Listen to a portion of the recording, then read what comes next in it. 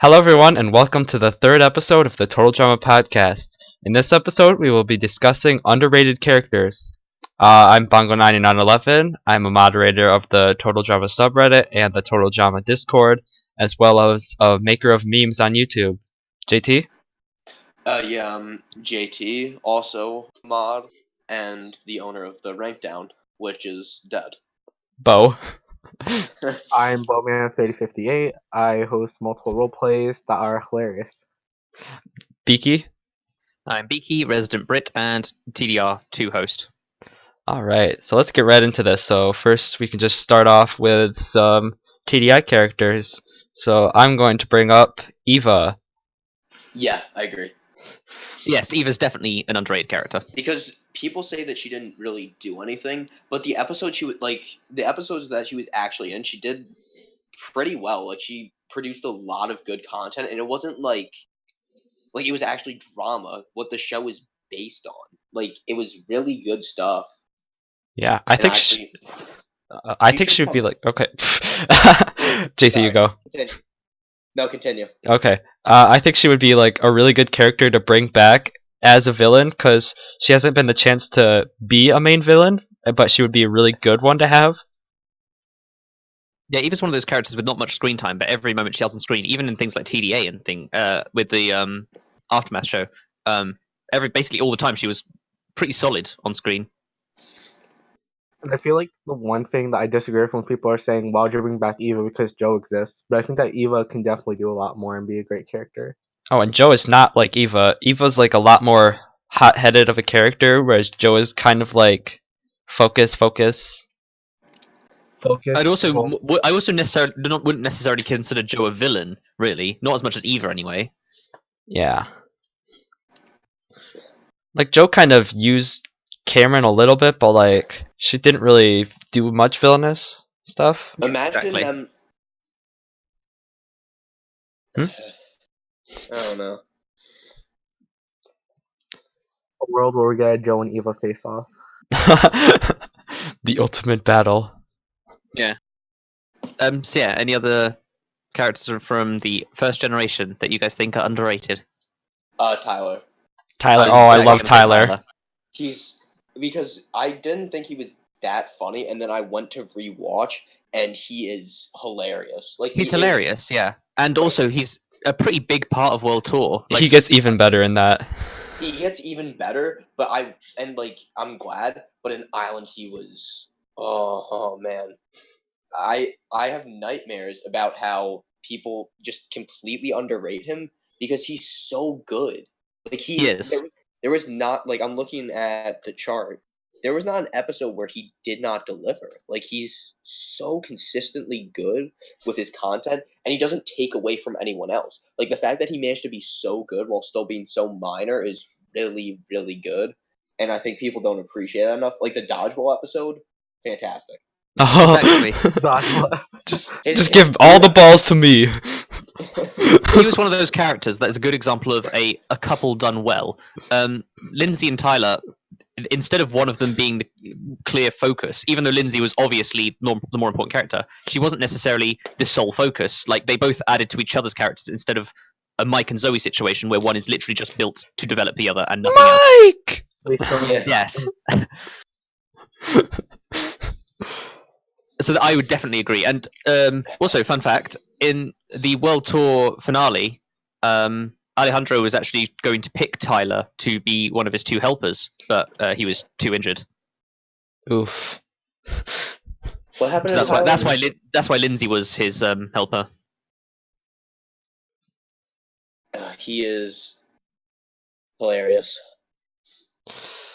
He was a good comic relief. I hope he comes back in the new season. Yeah, he's one of those characters that I feel like they could definitely do a lot more with him. Ooh, Daycare Tyler. There's a lot of potential there. No. It would just be him getting hurt all the time, and I think they would do it in a way where it's really funny. He falls off the swings. Oof. Alright. Falls to a pit of blue. Alright, so is that all we need to say about Tyler? Yeah, I think I'm good. Okay, and then any other Gen 1 people who are underrated? Gen 1. I have Justin. Justin, ooh. Justin, very underrated, especially in TDA. Yeah, he was Yeah, great in TDA. People don't. Yeah, I was gonna say because he doesn't. JT, you cut out. Deserves. Am I still cut out? No, you're good now. Very good. Okay, he doesn't seem to get the kind of love that he deserves for being like he wasn't amazing by any means, but he was really good and he kind of helped like drive this stuff forward. And it was him like what I said before in the last episode was that they used a bunch of characters who had like things and built off of that. What they did with him was they reversed it entirely, where he had to work off of not being the pretty boy anymore. Exactly. Yeah, and he did a really good job of that. I would have loved to have him as the main villain. I was kind of sad that he didn't end up being that way. Yeah. Like he ultimately suffered from Courtney returning and taking over everything in TDA. Yeah. Yeah. I've got another underrated character. One of my favorite characters of the early seasons, Beth. Oh, yeah, of course you're going to say that. I feel like she's So here's the thing, I know that a lot of people underrated. don't like Beth's character, or they think I that think she's bad, but She was I better think on the rewatch. she's better on rewatch for sure, but in TDI, she's one of the most concisely good characters. She drives the plot quite well. Mm, I kind of disagree because very little happened until the penultimate episode where she stood up to Heather. She did not do it for me. But I will continue to your point and I'll listen. Beaky? Is Beaky dead? Roll the commercial. Do. Yeah, okay, I'll just add to that. So, I guess one of the things that Beaky has talked about is how Beth kind of did a little bit more in TDA. Okay, so Beaky crashed. So, but I don't really think she really did that much more. She was kind of just there. It kind of felt like she rode to the end just by doing nothing and not standing out enough to be a threat. I agree. So I remember when I was watching TDA, one of my main points was like, there's no way that Beth was such an undeserving finalist. But then as I watched, I was like, she doesn't really do much like the last 4 episodes. Yeah. Yeah, it was like, how did the other people just even get eliminated? Like, ugh. Especially when like Lindsay could have taken her spot and it would have been a lot better. Oh, Lindsay's elimination was totally dumb. Every single All of Lindsay them. elimination is dumb. Agreed. They can never figure out how to eliminate Lindsay. Like they can't eliminate her through actual voting. It's either auto elimination, or like 2 auto eliminations, and then you just have she votes herself. She got auto eliminated. She voted for herself. She lost in a challenge she should have won, and then she's just an idiot. Pretty much. It's so stupid. So is there anyone else from the Gen 1 cast we think is underrated, or should we move on to Gen 2? I'm good over here. Yeah, I'm good. Alright, so moving on to Gen 2, anyone have any characters you want to start off with? B. Interesting pick. Alright, so like I know that B isn't like an A-rated character, but I think he's at least a B. Hello? Oh my god. I knew it was coming. Eli, wow, that was the worst joke ever. I'm glad I missed it. You'll get to hear it if you listen to it. I will. Okay. So, where were we? We're talking about B. Okay. Should I go back to talking about Beth or? Well, you can. We just started on B, so Oh, okay. you can finish. So yeah, as I was saying, Beth is one of those characters that in TDI she had several plot points and was pretty solid throughout her run on TDI, and then in TDA she naturally went on to be a finalist, winning or second place, depending on where you watched. Second. Yeah, depends on where you watched. Officially, I think she's second, but yeah, she's just.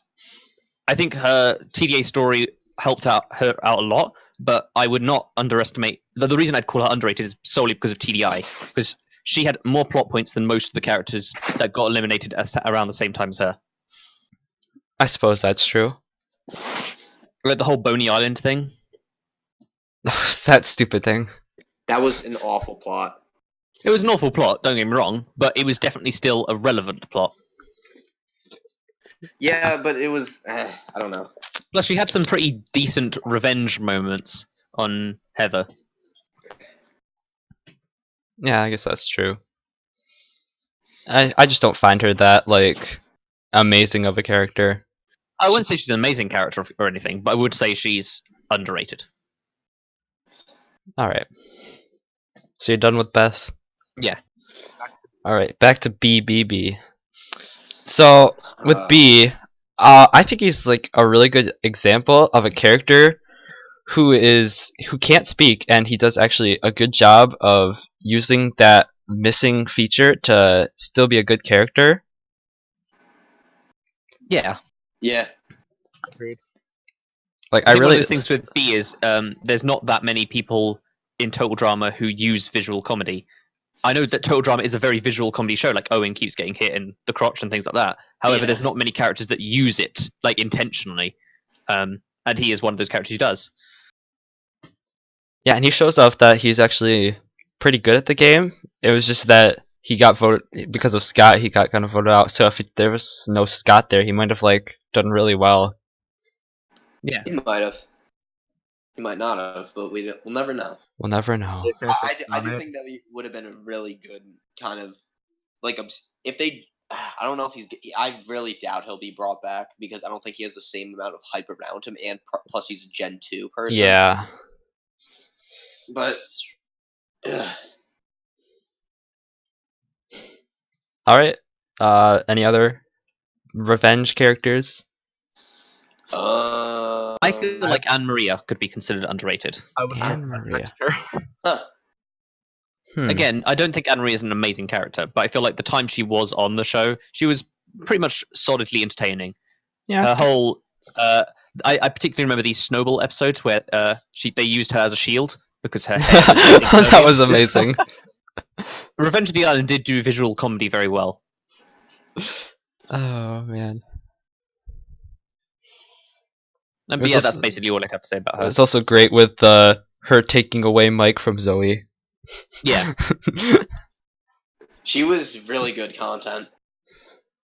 I think more important than just her being good content, she was very concise content. Like, she didn't have a lot of wasted scenes, like a lot of time sink characters. My poof. Yeah. The accent was also great. Yeah. Very well voice yeah. acted. All right. Is that it for Anne Maria? Yeah. The only other obviously underrated Revenge of the Island character is Stacy. Please go Oh away. yeah. What I might add is Scott. Yeah, actually, because he seems to get a lot of unnecessary hate, but he's one of the better villains that we've seen. Yeah, feel I would like. say also Scott is one of the better people in All Stars. Oh yeah, he's like one of the That's a- most consistent characters in All Stars. That's a midget limbo bar. He's not great. Well, no, no, he's not great. He is good. He's actually really good. It's just that the whole season is so. Oh yeah, bad. don't get me wrong. I'm using All Stars standards to compare to say he's good in All Stars. All Stars is still a bad season, and basically everything about it is horrible. But he's one of the best. He's one of the diamonds in the rough. Yeah. And I think it stems from people loving some of the minor characters like Dawn, and they're like, oh, he got Dawn out, so he's a terrible character. How dare he? You will rue the day you eliminated Dawn. It's actually quite funny because Heather got a lot of love for being such a great villain, but Scott basically played quite similarly to Heather with just targeting people and getting them out. Scott might have didn't get been that amount of love. Yeah. All he needs is for his romance to take off. Scott X Courtney, let's go. I actually do prefer Scott X Courtney to I was going to say Scott X Duncan. Scott X Duncan. I think I've seen fan art of that. There probably is fan art of that. There's fan art for everything. The love pentagon continues. Ugh. Yeah. Love tree continued tomorrow. All right. So are we done? Yeah, I think that's about it for the Revenge of the Island cast. Underrated people. Yeah. Yeah. Oh, now I'm about to. Oh wait, no, we're on Pocatello Island. Never mind. Yeah. I knew you were gonna talk about it. Pocatello Island, I've got a big one to mention, and I know people are going to hate me for saying this, so I'll get it out of the way. Sugar. I know. No, I No, I agree. agree. I think Sugar he's is one of a kind. huge part of why Pocatello Island actually didn't suck. Yeah. I feel because she was a very satisfying villain who. Here's the thing: Heather was very mean as a villain. Scott was quite snarky as a villain, and both of those were quite negative character traits in terms of they didn't care who hated them. Sugar played the game like a lot of real people would play the game. She sucked up to people and she tried to get on people's good sides. And yes, her personality was abrasive and she was quite annoying, but the way she played the game, I feel like was one of the most realistic depictions of how someone would actually play a game like Total Drama. I guess I Yeah. can see that. She was actually pretty like, well, one of the smarter players at least. Which, Yeah, I feel like she was one of those people who was very wise, just not very intelligent. Yeah. Yeah. Like gameplay stat. Like it's like street smart over book smart. But Yeah, exactly. In the sense of the game. Yeah. She was also not terrible in challenges. Surprisingly. Very well. Yeah. I guess it kind of relates to her whole pageant kind of thing. Yeah, You kind of like, expect that. And that was that was a very consistent storyline that she was actually there to win and she would do what it took to win. And she, to her credit, did very well. If she just picked a better challenge for the final three, she very well could have won. Oof. that was a great performance. Yeah. Can we put that on the YouTube and watch it nonstop? Sugar performance 1 hour. Oh god. HD. HD 1440 60p 4K. 360. You can actually watch this in VR. Oof. But yeah, that would be my pick for an underrated character from Pocatello. Okay. I have another unpopular pick potentially. Okay. Ella. Ella. One thing I will say about Ella is the scene where she was one of the very few people. She might even be the only person to truly get one up on Chris. Like she actually ended up singing in her elimination, and it was one of the best scenes at Pocatello Island. I think Yeah. I think one of the good things about her is it kind of shows like love that can't be had done kind of right. Yeah.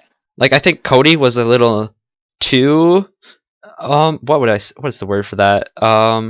Too obsessive. Yeah, too obsessive over it. But like Ella was just kind of like Who's the definition of obsessive? Ella was kind of more like subtle about it. Yeah, exactly. Yeah. So I would agree that Ella's a bit underrated. She definitely does seem to get like just ignored when thinking about characters, but I think one of those characters is kind of like how Izzy was one of those characters constantly at odds with the chef.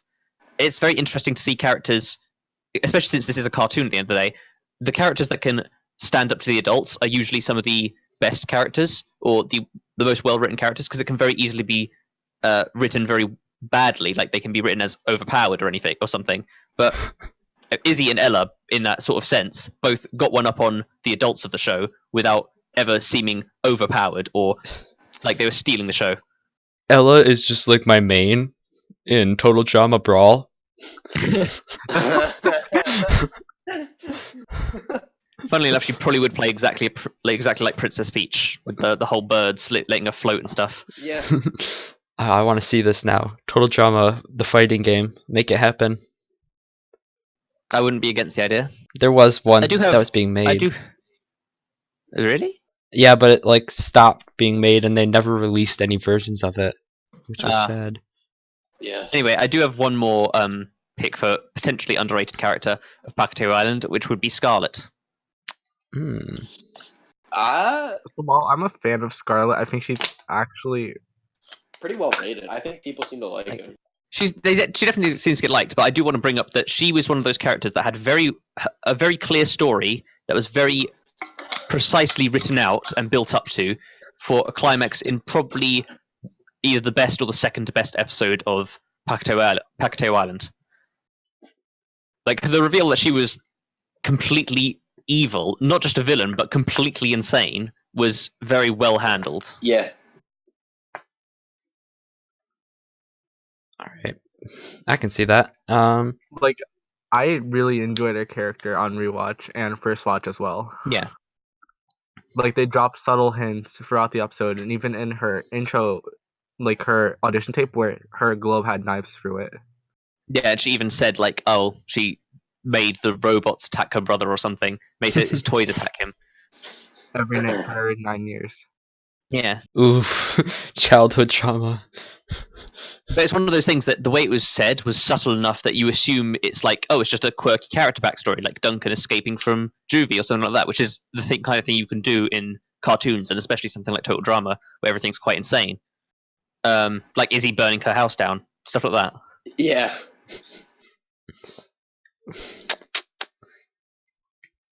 But yeah, I think that's about it for the Pacteo Island cast.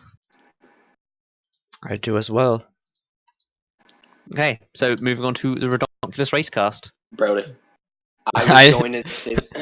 I knew it. I was going to say this from the start. I think if anyone listened to the last one, you kind of know, but I will defend him to the death in that he is one of the comedy characters.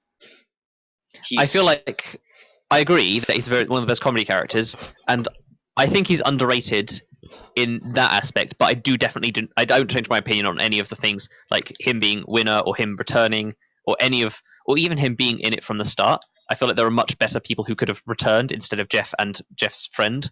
Yeah. But yeah, I definitely think that from a comedy aspect, he's underrated.